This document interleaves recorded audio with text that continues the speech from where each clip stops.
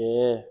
Resipi sambal sotong kunyit viral sangat di Facebook kan. Hari ni kita nak share masak sotong cili padi kunyit. Yang padu punya lah. Mula sekali kita panaskan kuali.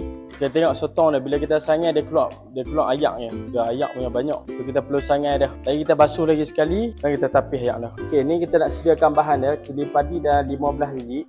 Cabai merah kecil dalam 10 biji. Itu cabai hijau dan 2 biji. Kemudian bawang putih 7 biji. Lepas tu bawang besar ni kita potong, kita chopper dia kan. Okey, blender ni jangan blender halus lah, blender kasar. Kalau tak ada chopper ni tumbuk saja. Okey, ni bahan kisaran dia kan. Kita masukkan bahan kisaran ni. Bismillah. Kita masukkan garam 1 sudu teh dan kita masukkan gula 2 sudu teh. Kemudian kita masukkan ajinomoto 1 sudu teh. Kemudian kita masukkan kunyit. Okey, masakan ni kita perlukan minyak tu banyak sikit. Jadi kita masukkan ni kunyit 1 sudu teh. Bismillah. Akbar. Sotong ni sebanyak sekilo lah. Sotong yang kita dah sangai tadi.